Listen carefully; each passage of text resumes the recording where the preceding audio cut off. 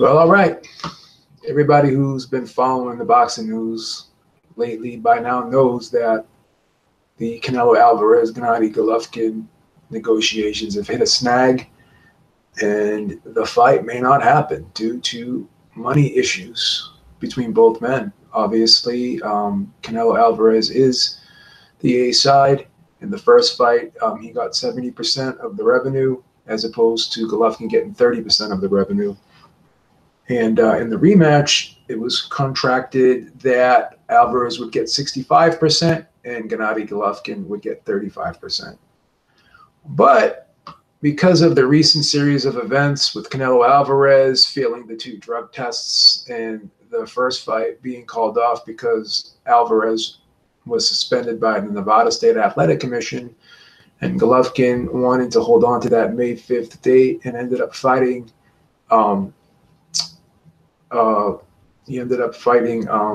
Martirosyan, Vanes Martirosyan. Because of that, Golovkin feels as though he deserves a bigger split this time, and he wants to go back to the table and renegotiate the rematch with Canelo Alvarez. And Golden Boy Promotions and Oscar De La Hoya are holding firm that, hey, we are gonna, honor the original contract, and we are not going to give you more than that 35% that we offered you. So the big question is Oscar De La Hoya right here? Is Team Alvarez right here? Does Gennady Golovkin deserve a bigger share of the split? I think there's a lot of misconceptions out there. Canelo Alvarez is a big draw in the sport of boxing. He is probably got to be arguably in the top 3. I think it's not even arguably. I think it's factually. He's probably in the top 3 pay-per-view draws. That fight with Gennady Golovkin had the 3rd largest gate in boxing history, live gate in boxing history. It was a fight that did well over 100 million in revenue. It did 1.3 pay-per-view buys. Outside of the Mayweather fight that Canelo had, this was the biggest pay-per-view buys that he's ever received, and that was with Gennady Golovkin, who is a guy that in his previous pay-per-view appearance only did 150,000 pay-per-view buys. So let's look at the history here. Canelo Alvarez, outside of the Mayweather fight, let's look at some of his pay-per-view numbers. The fight he had with Alfredo Angulo did 300,000 pay-per-view buys.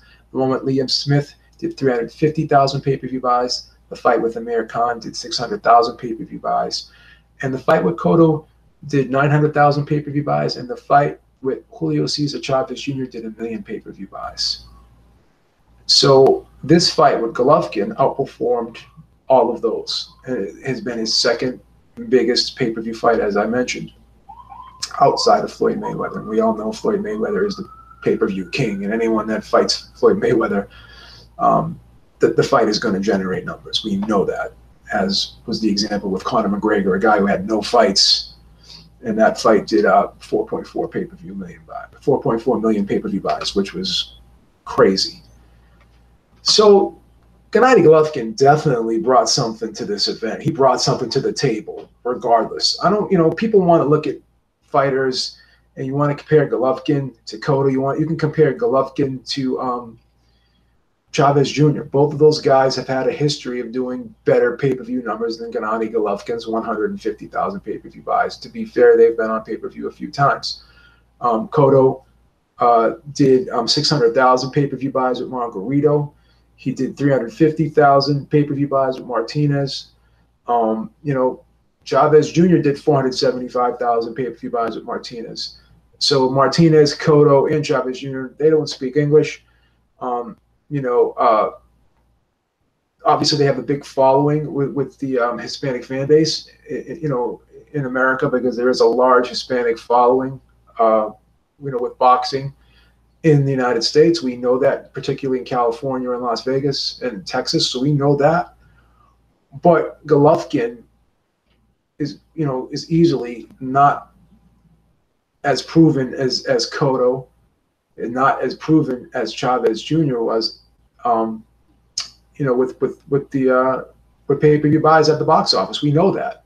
But regardless, it doesn't matter, because when you put two guys together, sometimes it just clicks. Sometimes the bout just clicks, and people take to it. And people took to this fight with Canelo and Golovkin. And Golovkin, as I said, had a lot to do with that. He brought a lot to the table. He was thought to be the man, at middleweight, justifiably so. He had, unified the titles. The only title he didn't have was a WBO title, which Billy Joe Saunders has. So he brought a lot to the table. A lot of the Hispanic fan base, can resonate with Gennady Golovkin's style, the Mexican style, so to speak. Whether or not you agree with that or not, whether he has that style, Hispanic fans did resonate with him and his style and the type of fighter that he was, the way he carries himself. He's an honorable guy. He's a humble guy, and Mexicans and Hispanic fans, flock to that. They like that. They're drawn to that type of fighter. So I think that had a lot to do with the event with Canelo. I think just as many people were pulling for Golovkin as they were for Canelo. I think the crowd was pretty much 50-50 in who they wanted to win that fight. So, the whole history of what a guy's done in the past, sometimes you can throw that out the window. You have to look at the match and the matchup and the fight itself and the event itself to determine how big it's going to be. Case in point, this Anthony Joshua Deontay Wilder fight. People have been critical of why should it be in the United States. Deontay Wilder's never been on pay-per-view before. Anthony Joshua's never fought in the United States before. He's never been on American pay-per-view before. Why should anyone believe that it's going to be a success having the fight on pay-per-view in the United States and having it in America? But again, it's one of those fights where, these two guys just click. People want to see this fight. And if it's promoted properly, it can do extremely well. Okay, that's just the way it is. Same thing with Mayweather before he fought Oscar De La Hoya to break the pay-per-view record of 2.4 million pay-per-view buys. His two previous outings on pay-per-view, he did 300,000 against Baldomir, against Arturo Gatti. But you just put him in there with the right dance partner. You put two guys together that just click at the box office, and the fight sells. And this is just one of those examples, and you have to give Gennady Golovkin credit for that. Now let's talk about the statements from Oscar De La Hoya on how Canelo Alvarez can just fight someone else and do just as well. Well, the history has shown us that that is totally incorrect, because he's never done this well with anyone else outside of Mayweather than he has with Gennady Golovkin. So he's mentioning guys like Danny Jacobs, Spike O'Sullivan, Billy Joe Saunders. I think he also mentioned one of the Jamal Charlo, I should say, as possible opponents. But we all know that that's not going to happen. We know he's going to fight Spike O'Sullivan. We know that. Because why would he risk fighting Daniel Jacobs, a fight which he can definitely possibly lose, or a fight with Billy Joe Saunders that he could possibly lose, and then the Gennady Golovkin fight goes out the window? And you could argue that maybe the Saunders fight would be a very big fight for Canelo if the fight was in the UK. But who's to even say that Canelo, being the A side, and how Golden Boy is just so hell-bent on having everything in their favor when it comes to Canelo, who's to even say that they would have that fight in the UK? And if that fight was in the United States and Billy Joe Saunders came over here, would it be that big of a fight? Because we know that Gennady Golovkin would have no problem going to the UK to fight Billy Joe Saunders, because he went over in the UK to fight Kell Brook. So the fight is only really big, or it could maximize its earning potential and maximize its revenue potential if it's in the UK.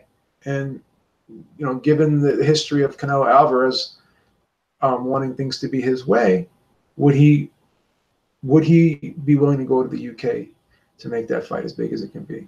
So it could actually be a bigger fight for Golovkin than it would be for Alvarez, because again, we know pretty much, we can be rest assured and be certain that Golovkin would have no problem going to the UK, because he's done in the past, as I said. So, and also Mike Montero, I watched his video today, and he made a good point. The WBA regular middleweight champion, Royota Murata, he's definitely a possible opponent for Golovkin. The team Golovkin talked about wanting to fight him. And this man, this is the guy that beat, who's the other middleweight there? Endam. He beat Endam, and he has the regular WBA middleweight title. Takam Endam. So he beat him. And he had 2 fights with him. He got robbed in the first fight. He ended up fighting him in the rematch, and he ended up, I believe, knocking him out, if I'm not mistaken.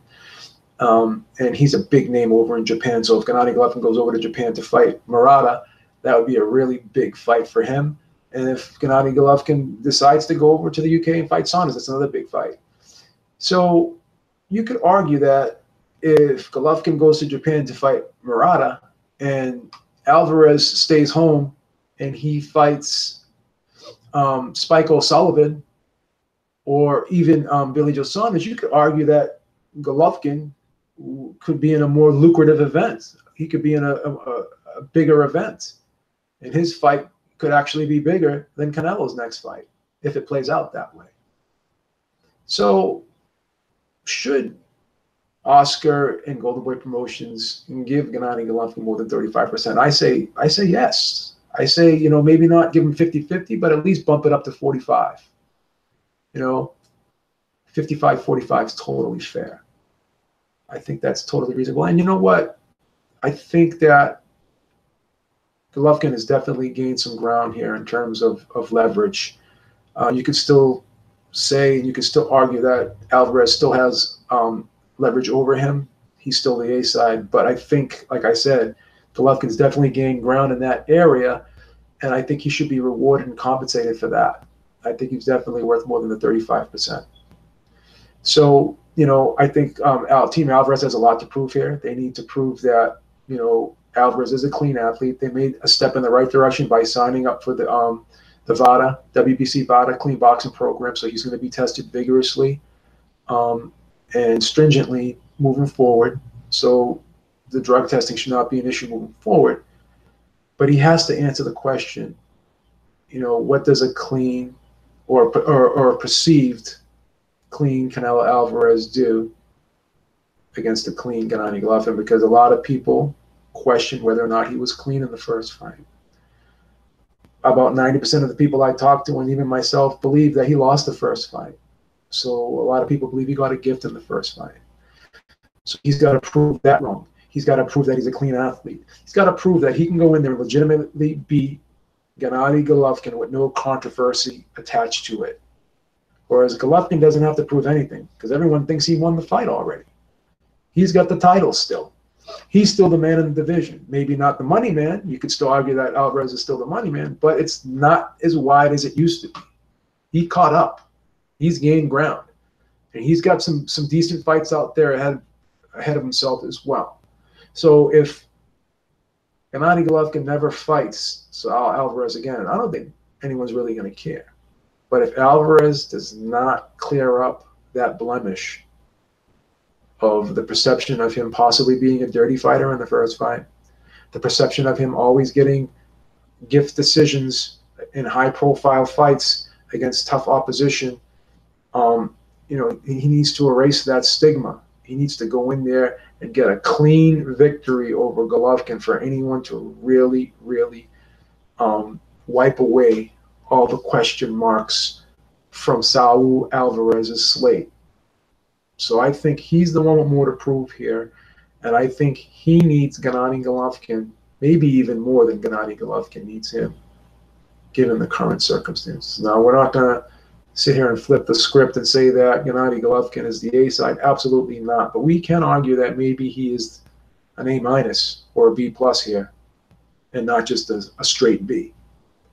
So I think that Oscar De La Hoya and Golden Boy Promotions and Team Alvarez really need to reassess the situation and look at it and take the ego out of it and maybe bend a little bit. You don't have to break, but bend a little bit. Throw him 40%, 45%. It's still something. But holding firm to that 35, I think that's going to be a problem. And I think Gennady Golovkin is well within his right to ask for more because he did everything right. Alvarez was the one that had the mishap, and he was the one that stumbled, and he was the one that failed the 2 drug tests, as everyone knows. So let me know what you guys think. I think Gennady Golovkin deserves more. I think he's right to ask for more. So you shoot for 50-50. You may not get 50-50, but you get 45 over 40. You're still ahead of the game. You still accomplish something by gaining a little bit more than what you started with. All right, that's all I got for now, guys. Until next time, Beavis out. Talk to y'all soon. Peace. Have a great day, man. Talk to y'all soon.